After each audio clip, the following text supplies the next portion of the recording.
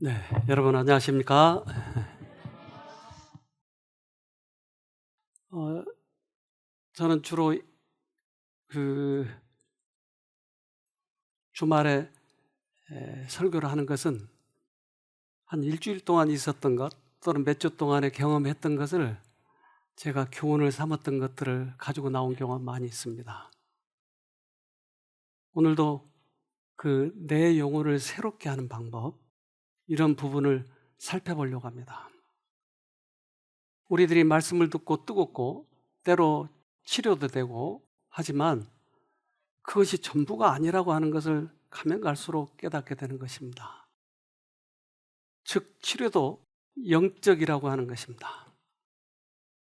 보이지 않는 이 영적 세계, 지금도 공기가 안 보이지만 있는 걸 느끼잖아요. 그것처럼 보이지 않는 영적 세계가 있다고 하는 거예요.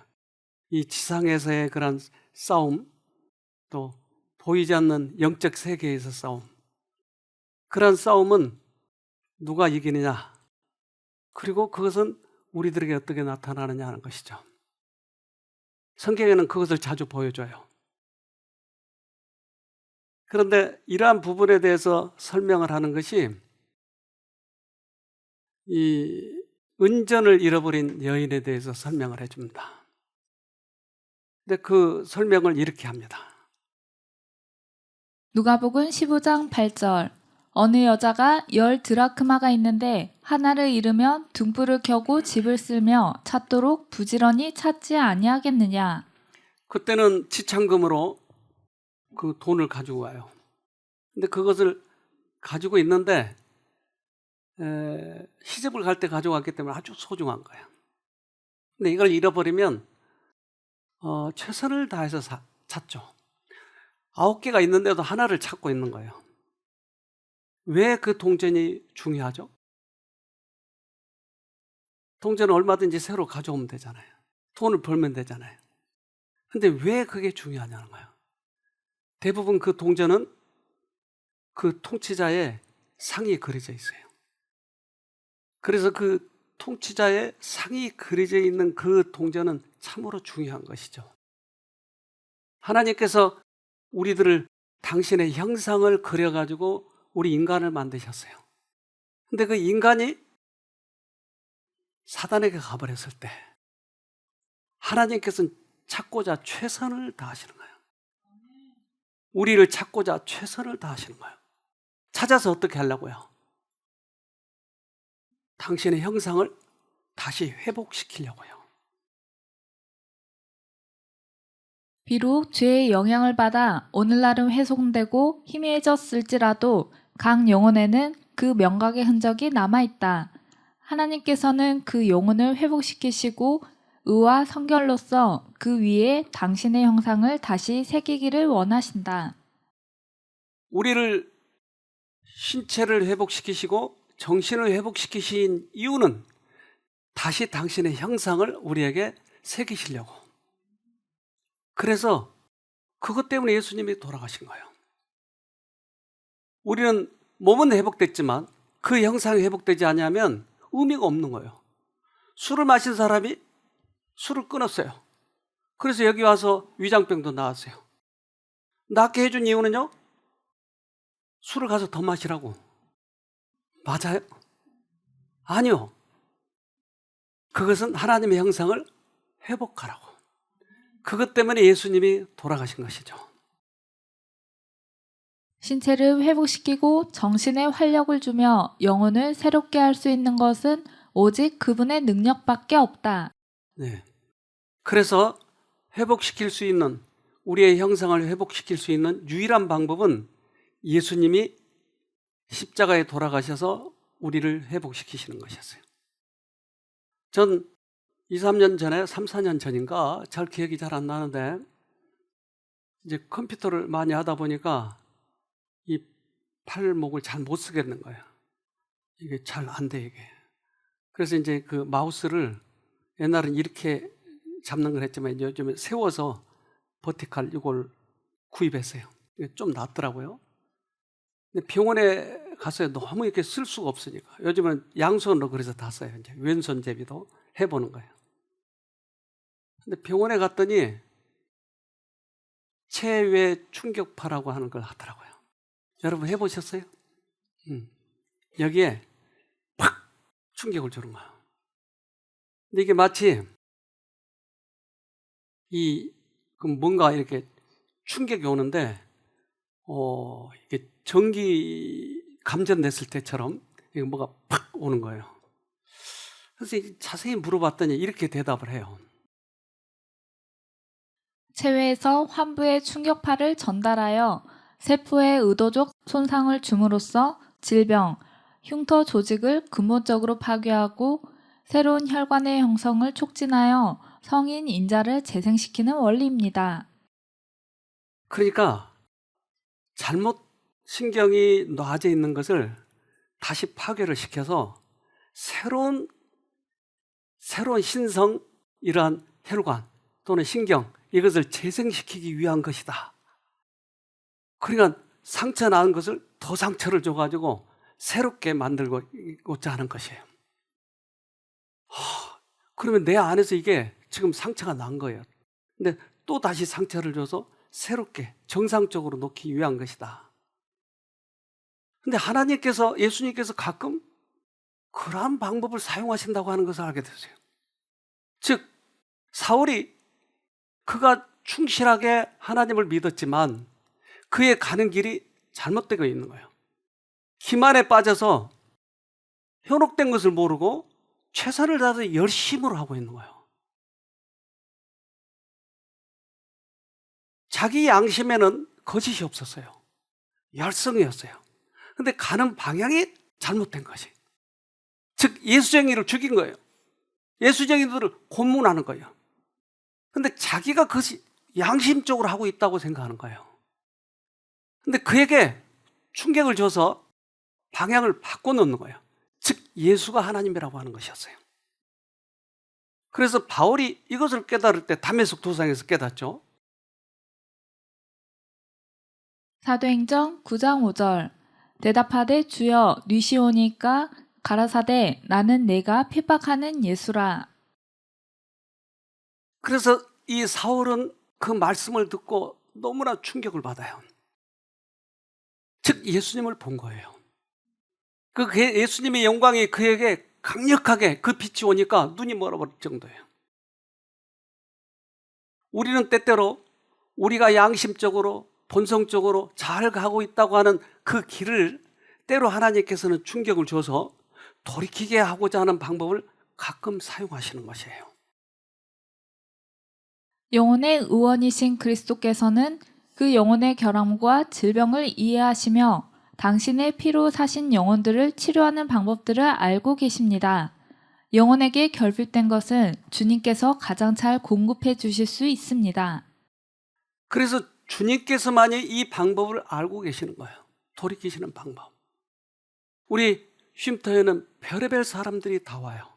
안 믿는 사람, 믿는 사람, 또는 상당히 율법주의적인 사람, 외식주의자들, 어떤 경우는 찾고는 싶은데 찾지 못하는 분들, 참 많은 사람들 와요.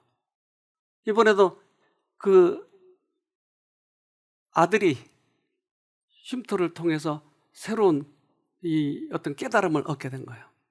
그래서 아버지 부모님에게 여기 가시라고 애를 썼어요. 그런데 이제 여러 부류의 사람들이 오지만 이 복음을 어떻게 받아들이냐 하는 것이었어요. 근데 중요한 것은 대부분의 사람들이, 꽤 많은 사람들이, 아까 폴도 얘기했지만 나는 다 알고 있다고 하는 거예요. 나는 신학도 했다고 하는 거예요. 부족한 것이 없다고 하는 거예요. 근데 이것을 어떻게 깨었냐는 거예요. 이것을 주님께서는 그래서 때때로 그 충격파를 사용하시기도 하더라. 그래서 그 아버지 되신 분이 여기 오셨는데 이분이 간증을 했는데 우리가 좀 들어보도록 합시다. 제가 신앙생활은 군대 갔다 해서 시작했어요. 그래서 쭉 집사다, 장로다, 교회에서 그런 직분을 받고 쭉 생활을 해왔지만은 껍데기예요, 껍데기. 장로라고 그래서 뭐 성경 조금 더 읽고 뭐 그렇지 하나님께 이렇게 가까이 나가본 적이 별로 없어요. 하나님과 이렇게 하나님을 만난 경험이 없다고요. 교회에서 뭐 기도는 하고 뭐 순서를 쓰고 뭐 다 하지만은 실상은 내 자신이 껍데기예요. 뭐 세상 것 다 좋아하죠. 뭐 텔레비에서 나오면 뭐 트로트인가 뭐 그런 거 밤새도록 그런 거 보고 뭐 인터넷 같은 거 하고 뭐 그러다 보니 뭐 똑같아요.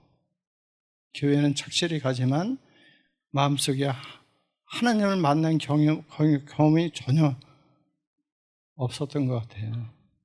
뭐 예수를 믿는다고 뭐 지금 신앙한 지는 뭐 50년은 거의 됐지만은 없었어요. 그런데 여기 와서 원장님 말씀 또 책을 보고 많이 느낀 바가 많아요.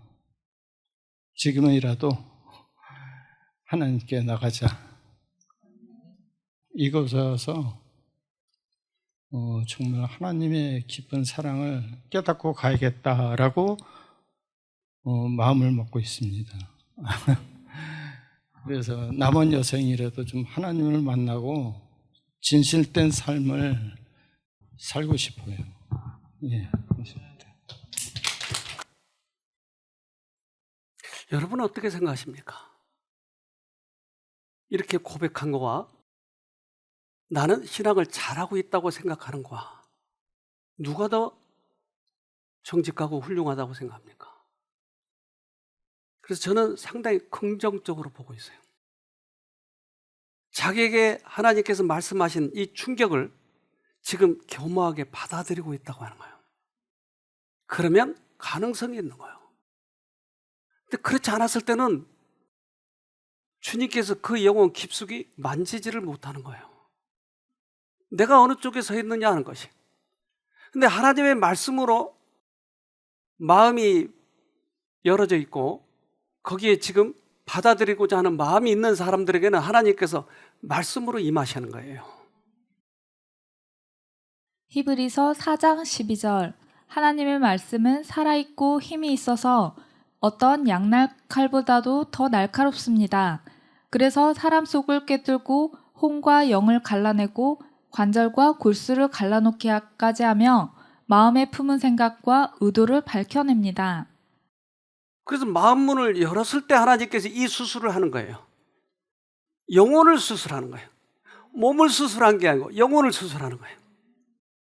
근데 그 영혼을 수술할 때 가끔 이런 체외 충격파를 쓰시더라는 거예요. 아, 잘못 살았구나. 아픈 거예요. 근데 이 아픔을 왜 줘요?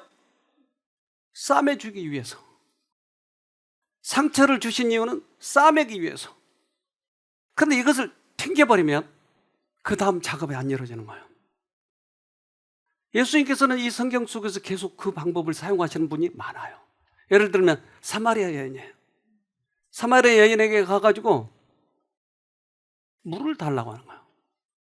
그건 사마리아 사람과 유대인들은 상종을 안 하죠. 더구나 여자에게 말을 건다고 하는 건 있을 수 없는 얘기예요. 물 좀 다오. 아니, 왜 유대인이 나한테 달라고 그래요? 그러니까 예수님이 이렇게 대답해요.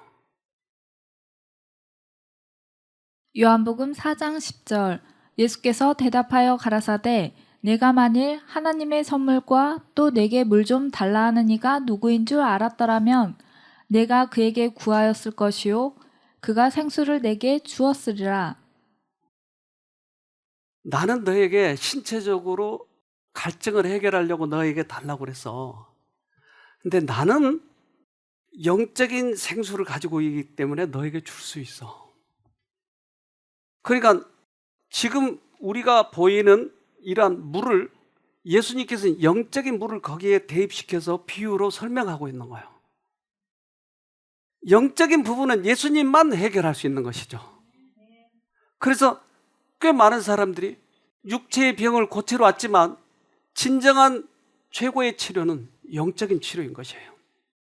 그래서 영적인 눈을 띄어가지고 주님께서 지금 이것을 보여주려고 하는 거예요. 근데 이 여자는 피하는 거예요. 그러니까 예수님께서 다시 너 남편 있잖아. 남편 데려올래? 없는데요? 너 5 있잖아. 영원히 감추고 싶어하는 그 문제를 꺼내는 거예요. 충격파였어요. 아, 이분은 다 알고 있구나. 그래서 주님께서 이렇게 말씀하세요. 요한복음 4장 18절. 내가 남편 5이 있었으나 지금 있는 자는 내 남편이 아니니 내 말이 참되도다. 자기의 영혼을 다 알고 계시는 거예요. 그렇다면 이분에게 내가 숨길 것이 없겠구나. 예수님께서는 당신의 신성성을 보여주려고 했던 것이에요. 그러나 그것을 그는 보지 못했어요. 우리에게는 때때로 하나님께서 회개시키기 위해서 우리를 이끌어가요. 그런데 그러한 과정 속에서 죄를 깨닫게 하죠. 그래야 예수님께 가죠. 내가 의인인데 왜 가요? 그러니까 죄를 깨닫게 하시는 거예요. 근데 하나님께서 죄를 깨닫게 하시는 것과 이것을 방해하는 존재가 있는 거예요. 방해하는 존재는 예수께 끌려가 버리면 그가 회개하면 구원을 얻어버리기 때문에 사단은 그 죄를 깨닫자마자 죄책감에 빠지게 하는 거예요. 죄를 자기가 책임지려고 하는 거예요. 근데 하나님께서는 죄를 깨닫게 하는 이유는 영원한 생명을 얻도록 하기 위해서, 회개시키기 위해서 끌어가시는 거예요. 둘을 잘 구분해야 됩니다. 즉 죄를 깨달은 다음에 때때로 희망과 용기와 어떨 때는 평안함까지 같이 느끼면서 죄의 아픔을 느껴요. 하나님께서 끄는 것은. 그런데 사단이 방해하는 것은 죄값을 내가 지려고 하는 거예요. 죄책감. 그래서 깊이 어두움에 빠지는 거예요. 이 세상에서는 그래서 근심은 2가지가 있어요. 예수님이 근심을 주게 하는 것과 사단이 주는 것이 있어요. 고린도후서 7장 10절. 하나님의 뜻대로 하는 근심은 후회할 것이 없는 구원에 이르게 하는 회개를 이루는 것이요 세상 근심은 사망을 이루는 것이니라. 하나님께서 우리들에게 아픔을 주실 때, 최애 충격파가 우리에게 왔을 때 이것을 어떻게 반응하느냐는 거예요. 그런데 주님께서 주신 것은 우리를 끌고 가서 영생을 얻게 하려고 하는 거예요. 그러니까 항상 그 아픔이 온과 동시에 평안함과 기대함과 희망이 있는 거예요. 주님께서 주시는 것은. 그러나 사단이 방해하는 것은 깊이 어두움에 빠지고 죄책감에 빠지고 변명을 하고 그런 거예요. 이걸 잘 구분해야 되겠죠. 그런데 주님께서 그 부분을 건드렸는데도 피해가려고 하는 거예요. 당신은 유대인이잖아요. 그래서 당신은 동네에서 예배보고 우리는 우리 동네에서 예배보잖아요. 틀리잖아요. 예수님께서는 집요하게 그 여자의 영혼을 깨우쳐주고 싶어 하는 것이에요. 요한복음 4장 23절. 아버지께 참으로 예배하는 자들은 신령과 진정으로 예배할 때가 오나니 곧 이때라. 아버지께서는 이렇게 자기에게 예배하는 자들을 찾으시느니라. 장소와 형식이 중요한 것이 아니고 뭐가 중요할까요?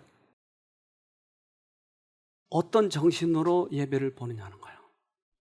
우리 곁에 언제나 계신 예수님이에요.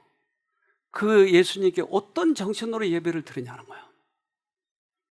그래서 우리 세상적인 욕망을 채우기 위해서 오는 거와 진정으로 예수님을 만나고 싶어서 오는 것은 달라요.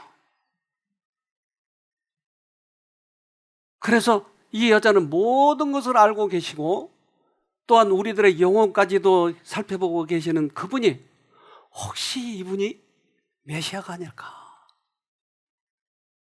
근데 그들은 메시아를 또 다른 말로 대명사로 그라고 불렀어요. 그들은 하도 메시아를 부를 때마다 자기들끼리 통하는 언어로 그라고 불러요. 그래서 영어에는 his story. history. 그의 얘기. 그의 얘기. 즉 그분. 그러면 당신이 그분입니까? 이 말은 당신이 메시아입니까? 예수님을 비난하기 위해서 예수를 죽이려고 하고 그럴 때 너를 누구라고 하느냐 물으면 예수님이 대답하지 않았어요. 그러나 간절히 찾는 자에게는 이렇게 얘기하셔요. 요한복음 4장 26절 예수께서 이르시되 내게 말하는 내가 그러라 하시니라. 그 메시아를 만난 거예요. 즉 인간을 만난 게 아니고 인간 속에 숨겨진 그 메시아를 이 여자는 발견한 거예요. 예수님께서는 우리들의 이 형식적이고 또 예배드리는 그런 관습 이런 것에서 지금 만족하시는 게 아니고 이 형식 너머에 있는 예수님을 보기를 원한 것이에요. 마치 애기 엄마가 애를 낳고 나서 애하고 나하고 교통하고 싶은 거예요. 그런데 애가 눈을 못 뜨는 거예요. 눈을 떠서 엄마를 알아볼 때 처음으로 쳐다보고 엄마를 알아보고 빵긋 웃으면 엄마가 모든 시름이 다 사라져 버린 거예요. 똥을 치우고 오줌 밥을 먹이고 수없이 잠 못 자는 그 모든 일들이 다 시름이 사라지는 거예요. 예수님을 바라볼 때 그 예수님께서는 바로 그것을 느끼는 것이었어요. 어머니가 자기의 어린 자녀에게서 지성의 눈이 트인다는 것을 말하여주는 그 인정의 미소를 고대하는 것처럼 그리스도께서도 사람의 마음속에서 영적 생명이 시작되었다는 것을 드러내주는 고마워하는 사랑의 표현을 고대하시는 것이다. 이것이 예수님의 양식이었어요. 그분을 흡족하게 해주는 양식이었어요. 당신의 말씀이 그 여자의 마음을 깨우쳤을 때 그 예수님의 주림은 모든 것이 다 해결되어 버린 것이에요.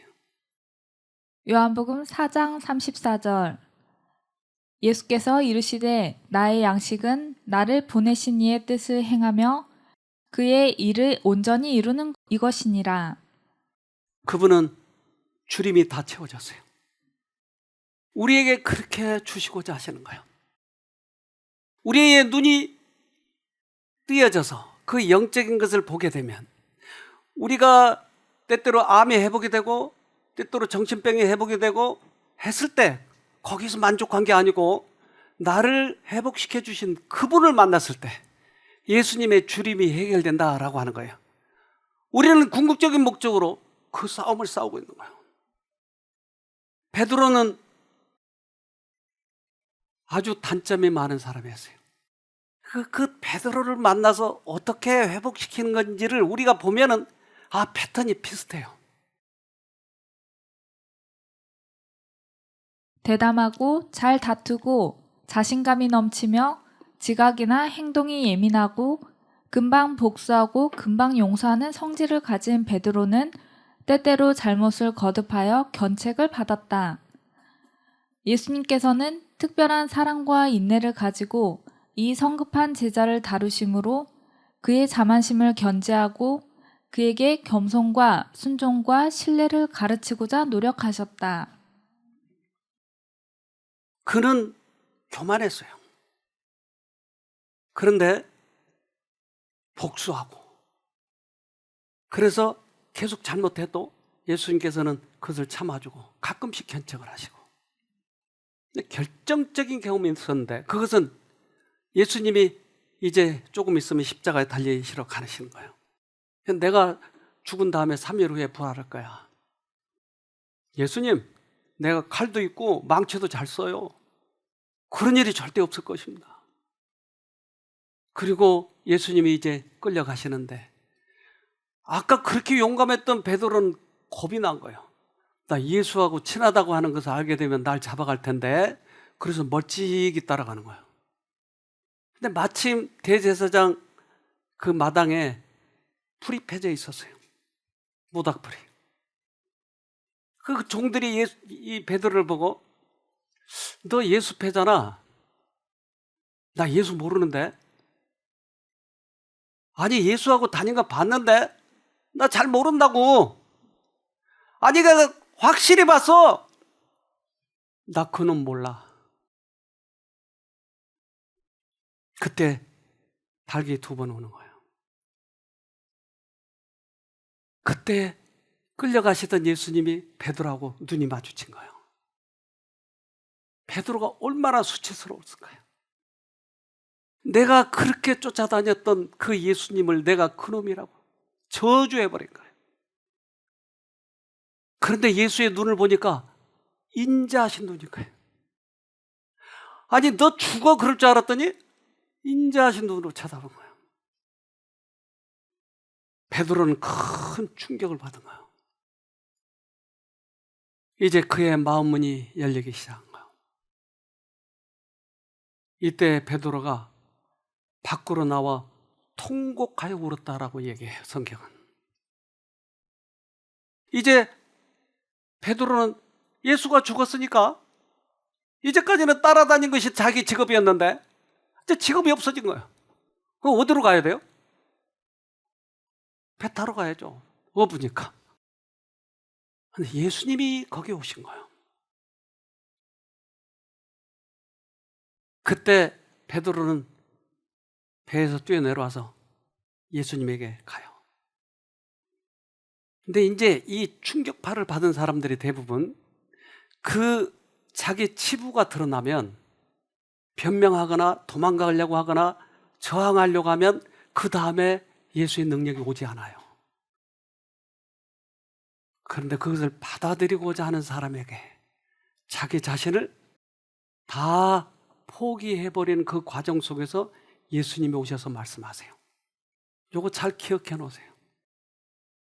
나에게 수치심이 드러나고 잘못했던 것이, 넘어졌던 것이 너무 창피하고 다른 사람 보기에도 부끄럽고 하는 마음에는 예수님이 안 온다 이 말이에요. 유혹을 받은 영혼이 시험의 과정을 견디고 자아가 살아나지 않고 시험을 당할 때 받은 상처와 모욕감을 느끼지 않게 되면 수술하는 칼은 그 영혼이 참으로 자아에 대하여서는 죽고 하나님을 향해서는 살았다는 것을 드러낼 것이다. 아까 얘기 드린 것처럼 하나님께서는 우리를 이끄셔서 근심하게 하시고 죄에 대해서 때때로 깨닫게 하시고 해서 끝까지 데리고 가시려고 하는데 사단은 그 순간에 죄책감과 변명하고 싶은 마음, 과거의 창피 이런 걸로 해서 죄책감에 빠지게 하는 거예요. 둘 중에 하나예요. 어느 쪽으로 우리가 선택하느냐 하는 것이.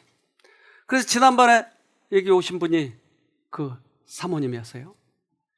이분이 3일만 있다가 가려고 했는데 우리 유미 씨의 변화되는 모습을 보고 내가 여기 와서 한번 만나야 되겠다고 하고 온 거예요. 그러나 여기 와가지고 그의 마음을 딱딱하게 누가 만들어 놔버렸어요. 그래서 처음에는 굉장히 이것에 대해서 부끄럽게 생각하고 싫어하고 그랬어요. 이분 간증을 듣는 게 더 쉽겠습니다. 이곳에 와서의 첫 마음은 불편했습니다. 어떻게 하는지 저는 그냥 어떤 프로그램인지 또 어떤 요리가 나오는지 이렇게 객석에 앉아서 불러보려고 했는데 자꾸 저를 참가자로 생각하시고 예수님 불러야 돼요. mp3 들어야 해요. 막 기존 참가자분들이 저를 그렇게 챙겨주시는 게 저는 불편했어요. 그리고 속으로 외쳤어요. 저 아파서 온 거 아니거든요. 이렇게 여러 번 속으로 말했던 것 같아요. 그리고 저 지금 새벽 4시에 일어나서 말씀 보고 있거든요. 그리고 오전에 아이 학교 보내고 오전 시간은 다 말씀 보고 있거든요. 제가 원래 3박 4일을 계획하고 왔는데 3일 동안은 이곳에서 계속 기분만 나빴던 것 같아요. 돌아가기로 하기 전날 에코랜드에서 이제 산책을 하는데 신 선생님이 저한테 더 있다 가면 좋겠다고 말씀하시는 거예요. 그날은 정말 온 마음과 온 몸을 다해서 소리치고 싶었습니다. 저 아픈데 없거든요. 왜들 그러세요, 정말. 그런데 집으로 돌아갈 수 없는 뭔가가 저를 붙잡았어요.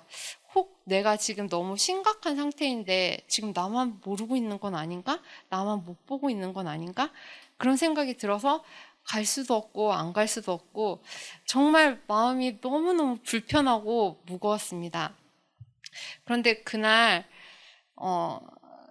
제가 어떠한 일을 겪으면서 엄청 마음이 힘들었었어요. 어떠한 일로 되게 질투심이 일어났는데 그 질투심이 넘어서 제가 되게 비참하다는 생각이 드는 거예요. 그러면서 지난 이게 생활이 지나간 어떤 큰 일들이 또 떠오르고, 그때 모든 선택에, 저의 잘못된 선택의 기반이 질투심이랑 시기심이었다는 것을 깨닫게 되었어요. 저의 시기심과 질투심으로 인해서 우리 남편보다 더 인기 있는 목사님들, 더 잘 나가는 목사님들 보면 시기가 나고 질투가 나고, 왜 당신은 그렇게밖에 못하냐고 이렇게 했던 지난 아픈 기억들이 또 떠오르고, 저의 이런 마음들로 인해서 우리 딸이랑 우리 남편을 힘들게 했던 기억들이 떠올랐습니다. 내가 그동안 사단의 놀이개로 살았구나라는 생각에 너무너무 억울해가지고 그날 그렇게 울면서 보냈습니다. 그 이후로 저는 두 마음이 우리 안에 들어오고 우리는 항상 선택해야 한다는 말씀을 인정하고 마음을 열게 되었습니다. 마음을 열었더니 이제는 그냥 설교 말씀이 아니고 정말 내 안에 치유를 주는 말씀이 되었어요. 말씀을 놓치지 않으려고 강의 중에도 계속 예수님을 불렀습니다. 예수님이 사용하시는 방법은 비슷비슷하네요. 사마리아 여인에게나 사울에게나 충격을 주고, 충격파가 들어오면 새로운 신경선이 놓아지게 하려고 하는데 이것을 거부하면 거기서 끝나죠. 베드로에게도 지금 다가왔어요. 그래서 그가 부인했던 그것을 다시 상기시켜 준 거예요. 그리고 베드로를 만나서 얘기하는 거예요. 시몬아, 너 나 사랑해? 과거 같으면 그 말이라고 해요? 내가 사랑한 줄 몰라요? 그럴 텐데 겸손하게 주께서 하시나이다. 그런데 그 아픈 부분을 또 찌르는 거예요. 너 나 사랑해? 그 다른 때 같으면 환장하겠네. 예수가 이렇게 몰라줘? 그런데 두 번째 근심이 된 거예요. 그러면 내가 사랑하고 있다고 하는 이 감정도 속아 있는 건가? 근심하여 가라사대 주께서 하시나이다. 달라지기 시작하는 거예요. 즉 충격을 받으면 그것을 겸손하게 받아들인 사람은 예수님이 가서 수술을 해요. 영혼을 수술해요. 근데 그것을 저항하면 수술할 수가 없는 거예요. 예수님은 3번 가서 이렇게 얘기하시고, 요한복음 21장 17절. 세 번째 가라사대 요한의 아들 시몬아 내가 나를 사랑하느냐 하시니, 주께서 세 번째 내가 나를 사랑하느냐 하심으로 베드로가 근심하여 가로되 주여 모든 것을 아시오매 내가 주를 사랑하는 줄 주께서 아시나이다. 예수께서 가라사대 내 양을 먹이라. 내 양을 먹일 수 있는 조건은 주님을 사랑하는 거예요. 내 양을 먹일 수 있는 조건은 내 생각을 포기하는 거예요. 베드로는 가장 소중한 그것을 못 배웠었어요. 그러나 그 충격을 통해서, 예수님을 부인했던 그 충격을 통해서 그걸 배우기 시작한 거예요. 이제 베드로는 겸손해졌어요. 베드로는 이제 아주 겸손해져서 그리스도의 말씀을 이해할 수 있었다. 한때 조급하고 허풍을 떨고 자신만만하던 그 제자는 통회하고 복종하는 제자가 되었다.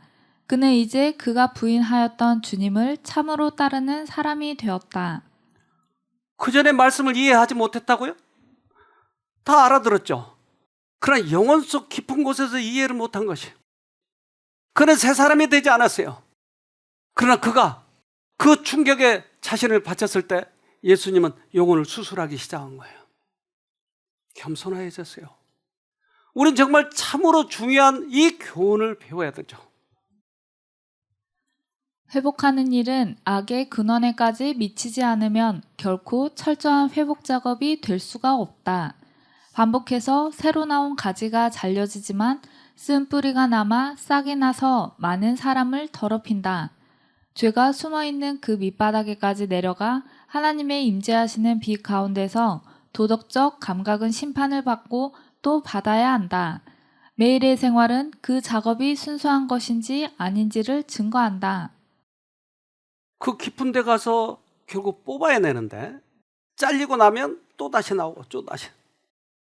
꽤 많은 사람들이 내가 새로 태어나고 싶어서 온 거예요. 근데 여기 와서 보니까 쫙 그 예수님이 어느 정도 회복시켜 주니까 이제는 내가 영원히 수술 받을 때까지 가야 되는데도 본성상 그동안 충고를 많이 했던 어떤 사람은 계속 남들에게 충고만 하다가 자기가 자기를 잊어버린 거예요. 자기를 잃어버린 거예요.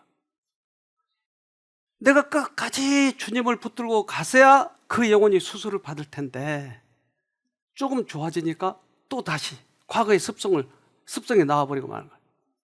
제가 군대에 있을 때 이 풀 뽑기가 얼마나 힘들었는지 몰라요. 그냥 제초 작업하면 끝나는데 풀을 뽑아야 된다는 거예요. 왜요?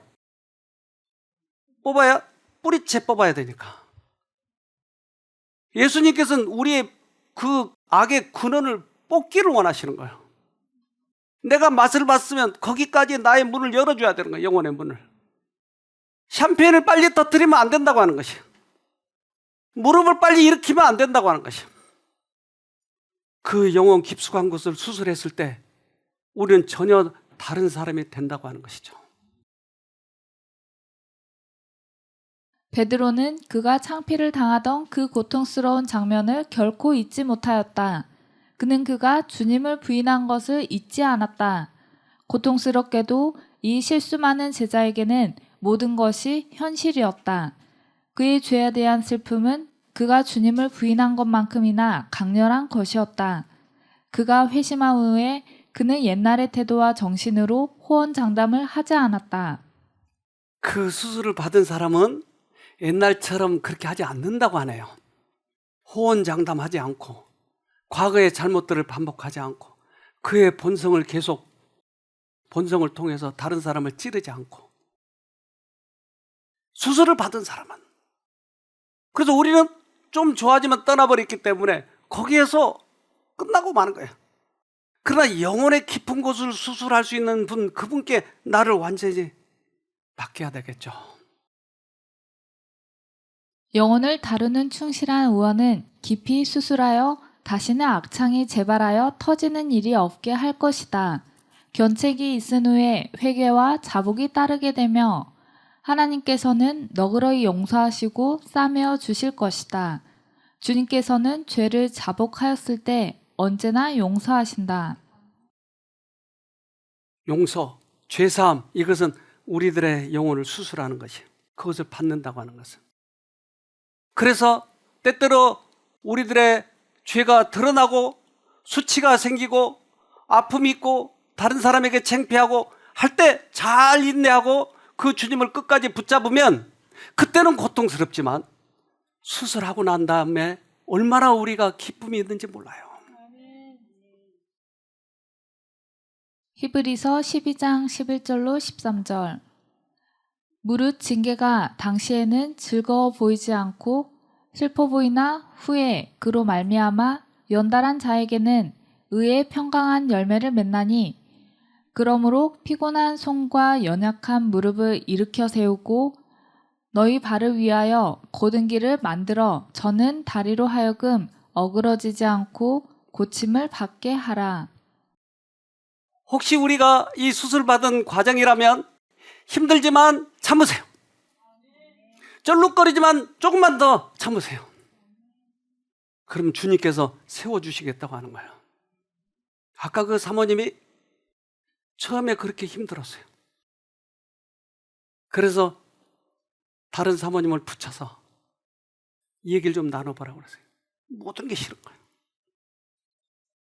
그런데 체외 충격파를 받은 다음에 그에게는 아까 뭐였어요? 시기 질투였어요. 이것이 들춰난 거예요. 그래서 금요일 날 저녁인가 갑자기 예배 끝나고 나서 통곡을 하는 거예요. 아니야, 예배 중에. 그래서 너무나 소리 크게 울어서 본인도 그래서 그런지 위층으로 올라가 버렸어요. 야, 뭐가 오긴 왔구나. 좀 기다려보면 가부 안에 뭐가 보이겠구나. 근데 그 다음 날도 힘들어하고. 그러니까 이 자신과의 싸움이요. 그러니까 시험을 당할 때는 그것이 힘들지만 그것을 잘 인내하고 끝까지 주님 붙잡으면 그 다음에 결과가 반드시 있다고 하는 것이에요. 지금 어려운 분들, 고통스럽고 창피하고 혹시 그렇다면 주님을 붙잡고 이겨야 돼요. 요 단계를 넘어가야 수술이 시작이 되는 거예요. 그분이 어떻게 했는가 더 봅시다. 내가 예수님을 부르기로 선택하니까 하나님께서는 나를 회복시키기 위한 일을 시작하신 것 같다는 생각이 들었습니다. 처음에 저는 그렇게 아픈 사람이 아니라고 발버둥 쳤는데 너무 교만하고 거만하고 어둠 속에 갇혀 있었던 이곳에서 가장 불쌍한 사람이었던 것을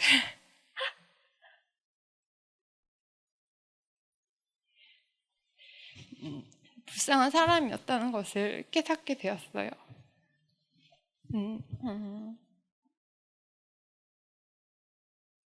예수님을 부르는 것, 예수님을 불러야 하는 사람, 그 누구도 예외는 없는 것 같습니다.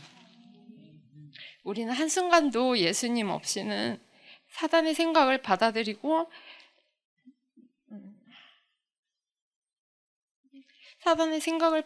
행동하는 사단의 로봇과 같은 존재들이니까요.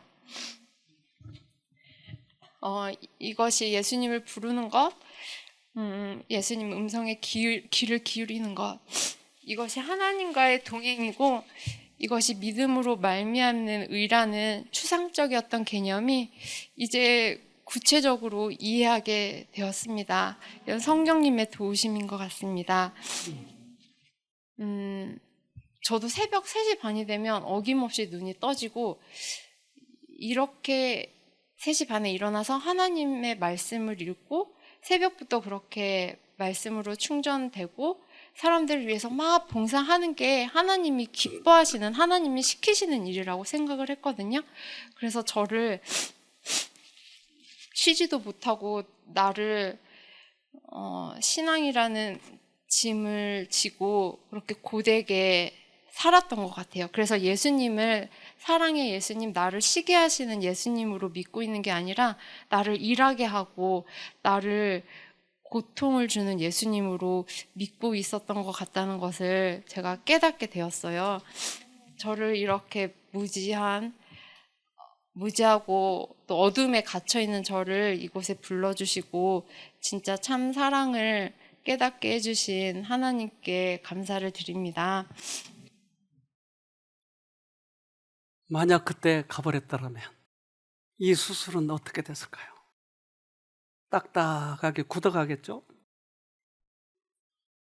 그래서 우리들의 처지가 지금 어떤지, 나는 어디에 있는지, 우리는 어느 때든지 예수님께 돌아갈 수 있다고 착각하지만 사단이 만만치 않아요. 그래서 나에게 기회가 왔을 때 그걸 붙잡는 거예요. 베드로가 달라졌나요?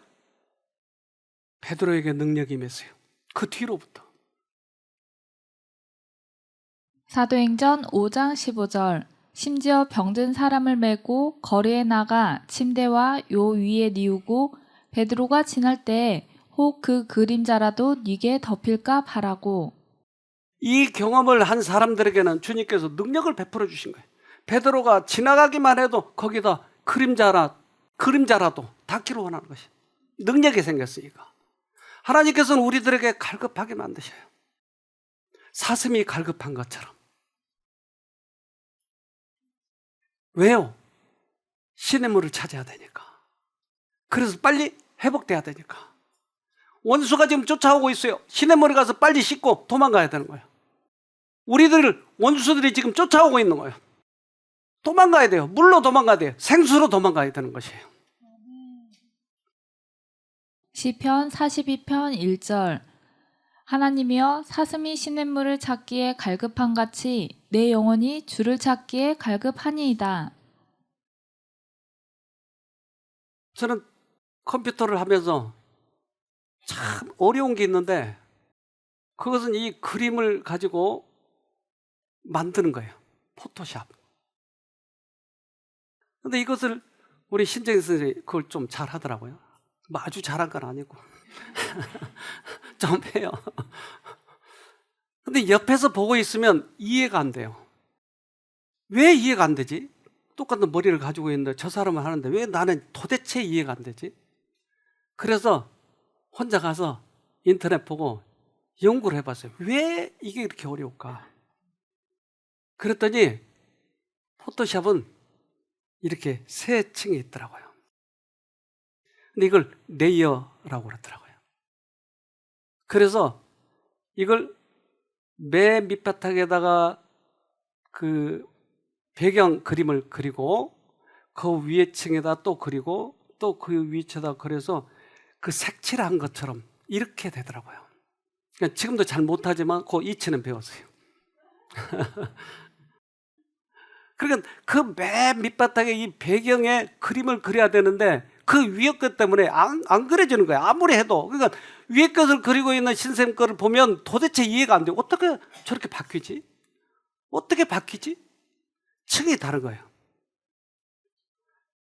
우리는 명목상의 신앙을 하게 되면 다른 사람의 그 깊은 수술을 받은 사람의 영혼이 이해가 안 되는 거예요. 어떻게 저 사람이 바뀌었지?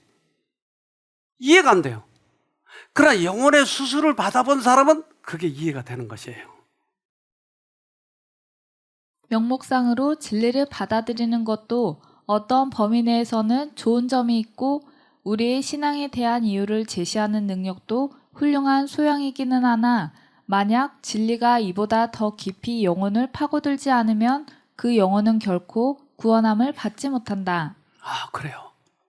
이제 하나님께서 우리들의 영혼 속 깊은 곳에 가서 새로운 그림을 그리도록 우리들의 딱딱한 외부 껍질을 벗겨놔야 돼요. 그러면 주님께서 오셔서 우리를 찾으셔서 새로 그림을 그려야 되는 거예요. 포토샵을 해야 되는 거예요. 그래서 하나님께서는 우리 영혼이 많이 사단에 의해서 흐려졌기 때문에 새로이 당신의 형상을 조각하고자 오셨어요. 여러분, 하나님을 만나야 되지 않겠습니까? 높으신 하나님이 주신 충격에 순종하라. 지체함으로 성령을 근심시키지 말라. 죄의 속박에서 영혼들을 회복시키는 하나님의 방법에 저항하지 말라. 이제 주님께 갑시다. 주님께서 우리의 영혼을 새롭게 그리시도록 우리를 내어드리도록 합시다.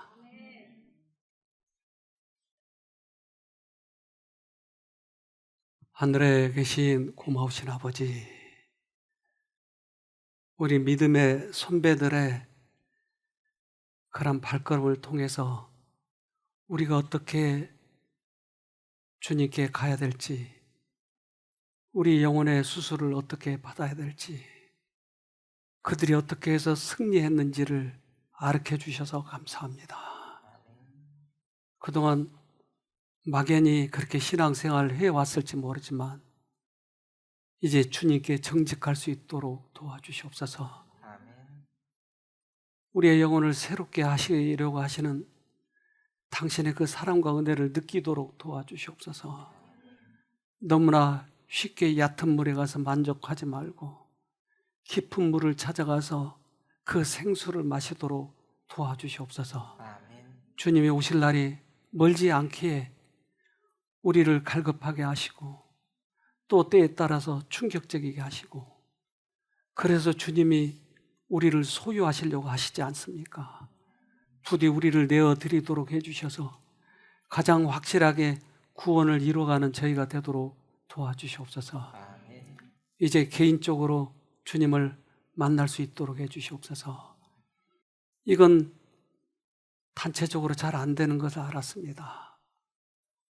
그래서 사마리아 여인을 만난 것처럼, 담에색에서 주님을 만난 것처럼, 바닷가에서 예수님의 충고를 듣고 만난 것처럼 우리도 개인적으로 만나 주셔서 이번에 꼭 주님의 수술을 받을 수 있도록 도와주시옵소서.